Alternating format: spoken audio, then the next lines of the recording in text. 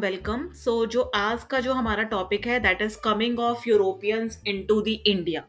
तो अब हमने लास्ट क्लास में देखा था कि यूरोपियंस कैसे आते हैं, क्यों आए थे, उनका रीजन क्या था आने का और क्या वजह रही उनका इंडिया में आने का। तो वो सारी चीजों को हमने डिस्कस किया। अब हम देखेंगे coming of Portuguese, Dutch, British and French in India. तो सब हमारी जो कंट्री में जो आए हैं वो हैं Portuguese, Dutch, British and French and हम उनके बारे में वन बाय वन इन सारी चीजों को कवर करेंगे। तो अगर हम रीजन की बात करें तो अगेन सेम ही रीजन है, ज्योग्राफिकल डिस्कवरीज। क्योंकि ज्योग्राफिकल डिस्कवरीज हुई, वास्को डी गामा ने सी रूट ढूंढा टुवर्ड्स इंडिया और वो उसने एक गेट ओपन किया for the European countries to come in India. And second reason was your trade. Trade ही सबसे बड़ा मेन रीजन था कि उनको स्पाइसेस चाहिए थी, कॉटन चाहिए था, तो that was the main reason. And trade हमारा एक बहुत बड़ा रीजन बना।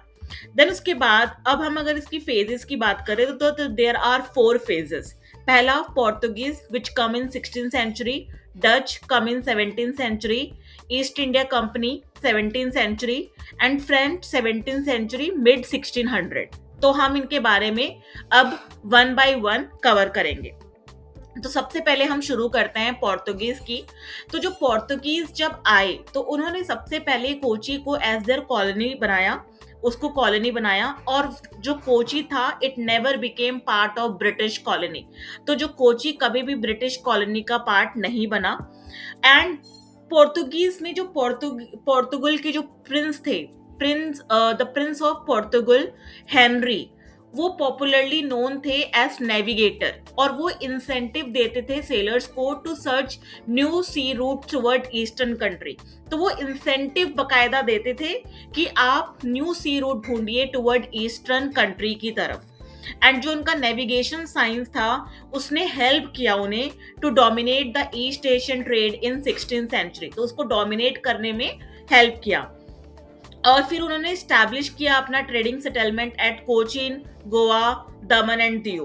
And under the viceroyalty of Alfonso de Albuquerque, Goa was captured in 1510। तो जो under viceroyalty of Alfonso de Albuquerque जो गोवा था वो कैप्चर हुआ इन 1510। एंड वो सिर्फ साउथ में ही कन्फाइंड थे क्योंकि नॉर्दर्न रीजन में तो आपका मुगल इन्फ्लुएंस था, तो वो साउथ में ही कन्फाइंड थे because of the Mughal influence. And they also indulge in piracy, plunder, inhuman cruelties and lawlessness. And जो कमर्शियल ऑब्जेक्टिव था पोर्तुगीज का यहाँ पे आने का was to trade in pepper and other superior spices. तो वो ट्रेड करना चाहते थे पेपर में एंड अदर सुपीरियर स्पाइसेस में। ठीक है, तो ये हमारा पोर्तुगीज के बारे में हो गया। Now let's cover Dutch. अगर डच के बारे में बात करते हैं तो जो डच ईस्ट इंडिया कंपनी थी वो 1602 में फाउंड की जाती है, वो बनाई जाती है under by the Dutch state general. जो डच पार्लियामेंट, मतलब डच स्टेट जनरल जो होता है आपका वो पार्लियामेंट होता है। तो डच पार्लियामेंट ने कंपनी बनाई and gave it was founded. And जो मतलब ये कंपनी बनाई गई और जो डच स्टेट जनरल थी, जो डच पार्लियामेंट थी, उसने इसको चार्टर दिया to do like trading for 21 years. तो उसने 21 ईयर का चार्टर दिया और चार्टर ने इनको एम्पावर्ड कर दिया to make war, conclude treaties, acquire territories and build fortresses. और आप फोर्ट्रेसेस भी बना सकते हो।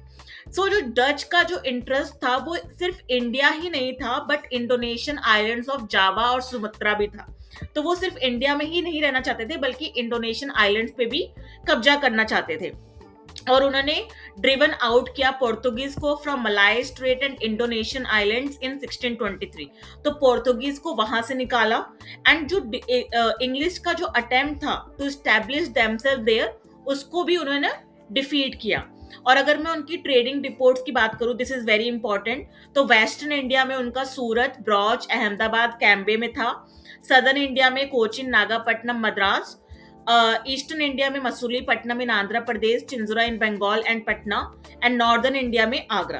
तो इन 1658 उन्होंने कॉन्क्वर्ड किया श्रीलंका को फ्रॉम पोर्तुगीज। तो मतलब श्रीलंका को भी उन्होंने कॉन्क्वर्ड कर लिया था पोर्तुगीज से। तो इंडोनेशियन आइलैंड से तो किया ही किया था, साथ में श्रीलंका से भी कर लिया। एंड लेकिन 1800 में वो बैंक करप्ट हो गए बिकॉज ऑफ हैवी करप्शन, और जो एसेट था वो ट्रांसफर हो गया टू डच बटावियन रिपब्लिक। और ये फर्स्ट मल्टीनेशनल कंपनी थी इन अ वर्ल्ड जो कि इशू करता था स्टॉक एंड पेड 18% डिविडेंड। बच्चों, this is not 50%, this is 200 years. Okay, just give me 1 second. For 200 years तक उन्होंने डिविडेंड पे किया।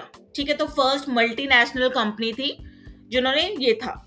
Now let's move forward, and ये तो हमारा डच के बारे में हो गया। अब हम चलते हैं आगे, फिर उसके बाद हम ब्रिटिश को कवर करते हैं। तो ब्रिटिश जो थी कंपनी, जो ईस्ट इंडिया कंपनी थी, तो जो मर्चेंट ऑफ लंदन थे उन्होंने 1599 में एक कंपनी फॉर्म की जिसका नाम था मर्चेंट एडवेंचरर्स, और उनको रॉयल चार्टर मिला फ्रॉम क्वीन एलिजाबेथ ऑन 31 दिसंबर 1600 को उनको क्वीन एलिजाबेथ से चार्टर मिलता है। देन उसके बाद उन्होंने ओपन की factory at Surat in 1608 and Masulipatnam in 1611 by bribing local rulers को ब्राइब करके उन्होंने किया था। लेकिन फिर भी 1608 में जो कैप्टन विलियम हॉपकिंस थे वो जहांगीर के कोर्ट में पहुंचे टू ऑब्टेन कंसेशन, कि ताकि उनको कंसेशन मिल जाए।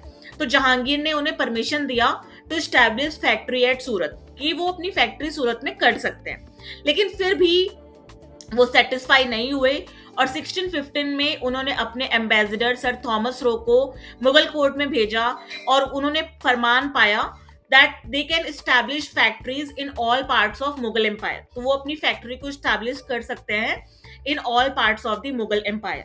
सो उन्होंने एस्टैब्लिश की अपनी फैक्ट्रीज। आफ्टर दैट फरमान उन्होंने कहाँ कहाँ अपनी फैक्ट्रीज को एस्टैब्लिश किया? Surat, Broach, Ahmedabad, Agra and Masulipatnam by 1623। तो 1623 तक वहां तक उन्होंने एक्सपेंड कर लिया। फिर उसके बाद अगर 1633 की बात करूं तो उन्होंने ईस्टर्न इंडिया में एस्टैब्लिश किया अपने आप को। फैक्ट्रीज इन उड़ीसा उन्होंने एस्टैब्लिश किया। 1639 में उन्होंने शिफ्ट बेस किया to Madras at Saint George. Then उसके बाद 1651 में उन्होंने सिक्योर की permission to trade from Hooghly, तो उनको हुगली से भी वो ट्रेड कर सकते हैं। 1662 में जो पोर्तुगीज थे उन्होंने आइलैंड ऑफ बॉम्बे जो था वो King Charles second of England को ऐसे डाउरी दिया था for marrying a Portuguese princess. Okay, and eventually जो पोर्तुगीज था उसने लूज कर दी all power except Goa, Daman and Diu. तो उसने जितनी भी पावर्स थी एक्सेप्ट गोवा, दमन एंड दीव सारी लूज कर दी।